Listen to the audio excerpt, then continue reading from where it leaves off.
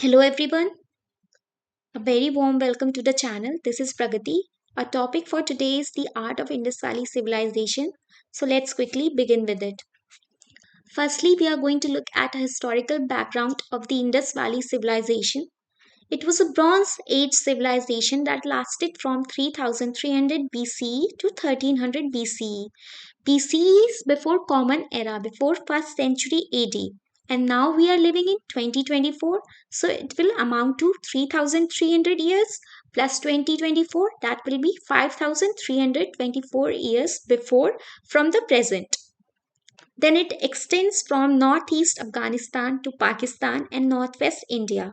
Why we call it Harappa civilization? We call it Harappa civilization after its first excavated site, that is Harappa, and it was excavated in 1921.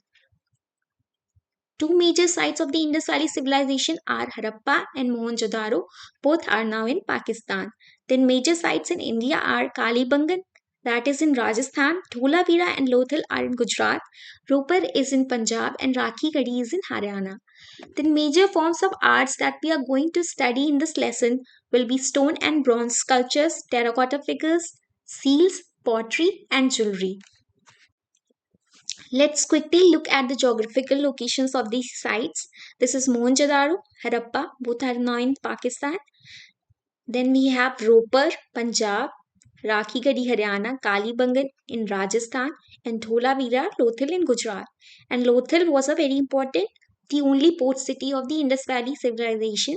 This is where all the trade took place, and it went from the trade route followed like this. And this place, which is the westernmost part of the Indus Valley civilization, that is Sutka Gindor, and this to the Persian Gulf. And we had trade with Mesopotamian civilization because seals have been found in Mesopotamian seals have been found in the sites of the Indus Valley, and Indus Valley seals found in Mesopotamian sites. Then northeast Afghanistan, we had two areas. This is Shortugai and Mundiga. Then I'm going to give you an acronym. It's not exactly an acronym. I have included you there to make it into a word so it's more easier to remember. First we have sub, then tas and pub. Sub will be our stone statues and bronze statues. Tas will be terracotta figures and seals, and pub will be pottery, beads and ornaments. Firstly, we are going to look at the stone statues, and the first object will be the statue of the bearded man or the priest king of Mohenjo-Daro. It is dated around 1750 BCE. It's from Mohenjo-Daro. Material is low-fired steatite. Now, steatite is a metamorphic rock that is resistant to very high temperatures. So, it was used for a variety of artifacts like stone statues. Then, it was used for making jewelry and seals. We have steatite seals. So, steatite was the material that was used for making a lot of seals and various other artifacts. Size is 17.5 centimeter to 11 centimeter. Then we are going to look at a description. It has inlaid eyes. Inlaid eyes means they were inlaid with gemstones which are now missing. Then we have a fillet around his head and a prominent comb-like beard. That's why we call it the bearded man. Then we have an amulet on his right arm and this toga-like garment with trefoil motif. Now trefoil motif is basically three-leaf pattern motif which we get by overlapping three circles, and the outer rim forms a trefoil pattern or trefoil motif. And we'll also see this motif in Christianity where it is used to denote Trinity. And we'll come across these when we study trefoil windows in Christian churches. Then we are going to look at the male dancing torso, which is also called Natraj, which I'll explain to you why. It is dated around 2300 to 1750 BCE. It is from Harappa and it is made of grey limestone. It is 9.9 centimeters tall.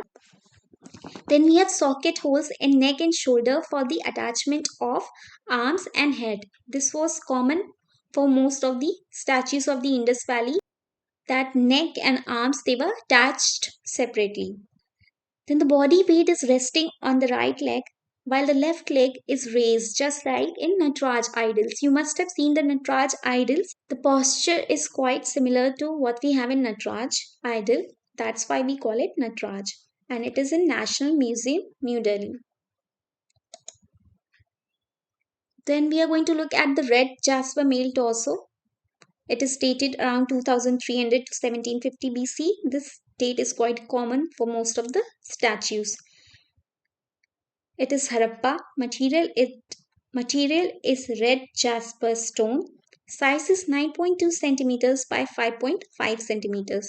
Again, we have socket holes on the neck and shoulders for the attachment of arms and head. Then we have a prominent belly. This is a characteristic.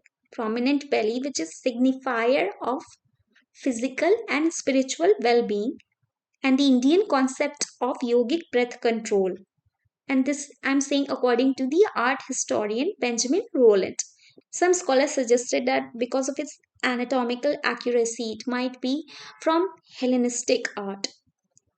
But Benjamin Rowland suggested that it was an artifact from the Indus Valley and it symbolizes these concepts. Then other examples of prominent belly I would like to give you would be the idol of Ganesh and Yaksh Kuber, who are both symbolized with prominent belly, which is a signifier of physical and spiritual well-being. Then we are going to come towards bronze statues, and firstly we are going to have the very unique figure of the dancing girl of Mohenjo-Daro. It is dated around 2300 to 1750 BC. It is made of bronze. Very important technique of lost wax technique of bronze casting, which I'll explain to you later. Size is 10.5 centimeters by 5 centimeters. Then the description: she has large eyes, flat nose, thick lips, long hair tied in a bun. Then she is wearing a cowrie shell necklace. Cowrie is a sea snail or mollusk, which you might have seen on Diwali Puja. Then she has bangles on her left arm, and she's standing in a traditional Indian dance posture, that is Tribhang, which is 3 twists of the body. One twist, like here, the other twist, and the third twist. Her head is slightly turned towards the back. And this is in National Museum, New Delhi. Then we have the bronze bull. It is dated around 3300 to 2000 BCE. Again, it is made of lost wax technique of bronze casting. Size is 11.43 by 6.60 centimeters. We have a long tail here. Then head is slightly turned towards the right. And this is a detailed depiction of the monumentality and fierceness of the bull, because it's a very small figurine, a small statue. But we can imagine the skill of the Indus Valley artisans who have carved the fierceness and monumentality of the bull so effectively. And it is in National Museum of Pakistan, Karachi. I will explain lost wax technique of bronze casting. Bronze statues found in Harappa and other sites were made using this technique. This technique is still prevalent in some part of the country, and I'm going to include a link where you can go and watch this technique being practiced. The first step is to make a beeswax figure, which is then covered with clay. And how it is covered with clay? We brush clay over the wax figure. When first layer of clay dries, we brush a second layer of clay over it again, and we repeat this process till we get a desired thickness of the clay. The clay is then allowed to dry, and then we heat it to melt the wax. The wax is strained through a hole made in the clay, and then we get a clay mold, a hollow mold, which is filled with a molten metal of a choice. When the metal cools down and solidifies, the clay is removed to reveal our metal idol. Then we'll come to terracotta statues. First, we have the terracotta statue of the Mother Goddess. It is dated around 2600 to 1900 BCE. It's from Mohenjo-Daro. Material is terracotta or baked clay. Terracotta is an Italian word, terra and cotta, which means baked earth. Size is 22 centimeters by 8.5 centimeters by 3.4 centimeters. Then one important characteristic of these terracotta figures will be that they were shaped by hand. So they are not very well refined. They are crude. So it's a handmade figure with round ball shaped eyes, thick lips, a pinched nose, and a fan shaped headdress. This. Let's quickly look at the description. Round ball shaped eyes, a pinched nose, thick lips. This is a fan shaped headdress. And we have two cavities here, which was used for burning some oil for some ritualistic purpose. Then her neck is adorned with jewelry, and she is dressed in a loincloth, which is tied with three bands and with a medallion in the center. The figure is linked with the idea of motherhood and fertility. It's in National Museum, Delhi. Then we have some other mother goddesses. First, we have a pot-bellied mother goddess, which symbolizes pregnancy, and then we have a mother goddess with a child in her arm. We had a cult of mother goddesses where these deities they were worshipped for the continuation of human life, for motherhood, for fertility. Then we have some other terracotta figures: the terracotta bull, a toy cart, and a climbing monkey. Let's quickly look at the seals, which is again a very important artifact of the Indus Valley civilization. The seals are the most majestic artifacts from the Indus Valley civilization. Thousands of seals have been discovered, mostly made of steatite, which were cut and carved in intaglio and then baked to make it hard.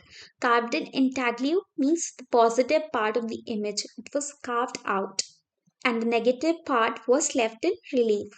So when we pressed it onto a clay, we get a positive print that is in relief. Other materials used for making seals were agate, sherd, copper, faience, and terracotta. These are mostly square and size range from 3 by 4 inches to 1.5 inches. The pictographic text present on the seal seems to suggest personal identities, a kind of modern day identity card system. So they were used for commercial purposes, for trading purposes. Realistic depiction of human figures and animals like tiger, bulls, unicorns, elephant, rhinoceros, goats, bison, etc. So here we have a realistic depiction of these figures. Some also depict symbols such as multiple circles, crosses, dots, swastikas, and leaves of the sacred people tree. Our first seal is the Pashupati seal, and it also has a number 420.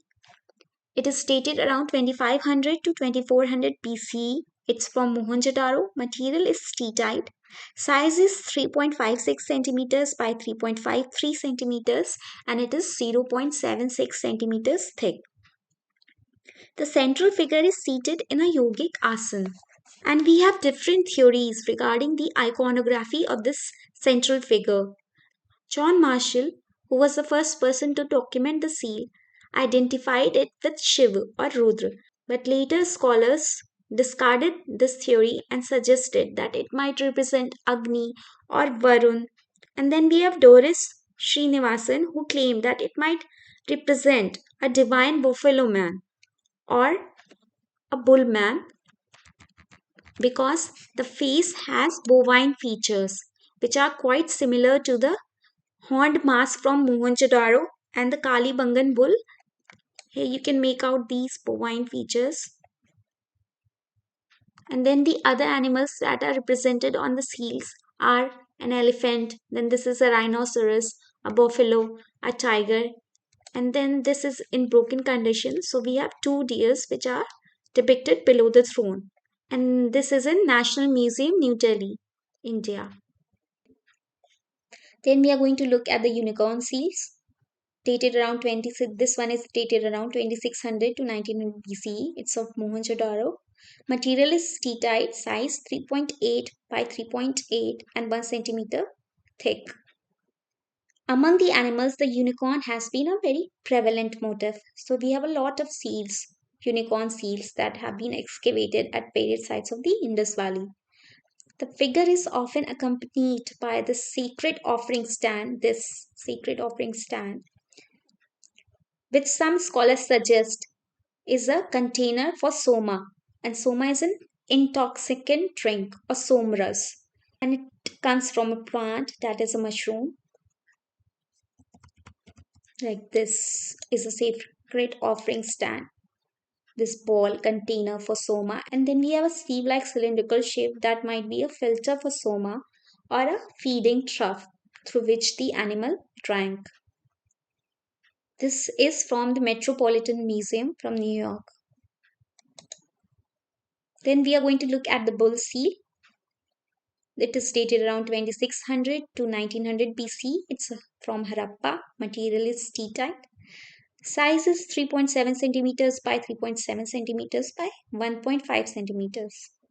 The image is of Zebu bull, which is a sacred animal in India. Zebu bull has characteristics which are very well depicted in these seals, like this heavy dewlap and a hump. So we have a naturalistic detail depiction of its heavy dewlap and prominent hump. And again, we can like commend the skills of the Indus Valley carvers who have carved this so realistically. The bull has a religious significance in India, like Nandi, who is Mount of Lordship. So the bull might represent or symbolize the powerful, the influential, or the leading clans of Harappa and Mohenjo-Daro. And this image is from British Museum, London. This is the image of the Zebu bull. Prominent hump, heavy dewlap, which have been depicted by the Indus Valley carvers. Now we come to pottery. So Indus Valley pottery is predominantly fine wheel made pottery, with very few being handmade. In Indus Valley civilization, we had urbanization. The civilization was flourishing. So pottery, which was a daily utility artifact or object, it was very well made. We have plain pottery, and it is more common. It is generally made of red clay with or without a fine red or grey slip. Now, slip is basically clay mixed with water, wet clay or clay slurry that is used to decorate pottery, and it also serves another purpose, that it protects the pottery from erosion. The other type of pottery is black painted pottery with a fine coating of red slip with painted geometric and animal patterns in glossy black. I'll be showing you pictures. You don't need to worry. The designs range from simple horizontal line of varying thickness to elaborate patterns such as checks or overlapping rows of circles. Then we have descriptive elements which comprise bulls, peacocks, people leaves, fish, and crudely defined human figures are rare. We have polychrome pottery, which is rare and mainly consists of small vases decorated with geometric patterns in black, red, orange, and yellow. Then we have perforated pottery. Perforated pottery is pottery with holes all over. I'm going to show you Indus Valley pottery images from the site kevinstandagephotography.wordpress.com, an Indian travel photography blog. This is a very good site, and we have very well documented images from very important sites of India, from almost all the sites of India. So you can go and take a look and you won't be disappointed. These are the Indus Valley pottery decorated in glossy black. We have like a deer pattern, then this is a crudely defined human figure. Then we have leaves pattern. This is bichrome and polychrome pottery, and you can see some colors here: yellow, red, orange. You can see how they decorated it with lines, simple lines. This is also polychrome pottery with the fish motif. And then we have like circles, horizontal lines. This is again where you can see some colors. This is the perforated pottery that we discussed. Then we have this. Again, fish motif, rows of circles, leaves, then checks. Then we are going to look at beads and ornament. Both men and women of Harappa adorn themselves with ornaments made from gold, silver, copper, ivory, gemstones, terracotta, bones, steatite, vines, and shells. So these people were very skilled and they could craft ornament from any material you give them. Ornaments worn by men and women were fillets, necklaces, finger rings, and armlets, and those worn by women were anklets, girdles, and earrings. They also wore beads that were crafted to be placed in their hair. Then we have bead factories that have been excavated at Lothal and Chanudaro. Beads were made from shells, terracotta, steatite, cornelian, amethyst, lapis lazuli. These are all gemstones. Quartz, crystals, jasper, and turquoise. Then I want to talk about lapis lazuli a bit, which has been a prized possession since antiquity for its rich ultramarine color. And this was mined in Afghanistan and exported to European countries, where Renaissance artists they preserved this pigment and used only for the Virgin Mary, robe of Virgin Mary, Mother of Christ. Now we are coming to beads, and they were of various sizes and shapes, like disc shaped, barrel shaped, cylindrical, spherical, and segmented. The beads have been crafted with great technical skill, and some have been decorated by incising, painting, and etching. So, a lot of effort was going into the making and designing of these beads and ornaments. A cemetery has also been discovered in Farmana in Haryana where the dead were buried with their ornaments.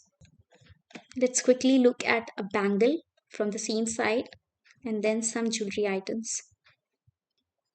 Then I'm showing you some beads and jewelry from the site harappa.com. Here you can see some beads in detail, like disc shaped and then barrel shaped and of various materials. Then there are some other ornaments, bangles and fillets.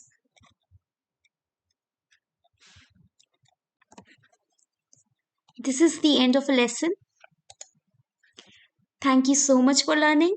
And if you like the content, please don't forget to subscribe.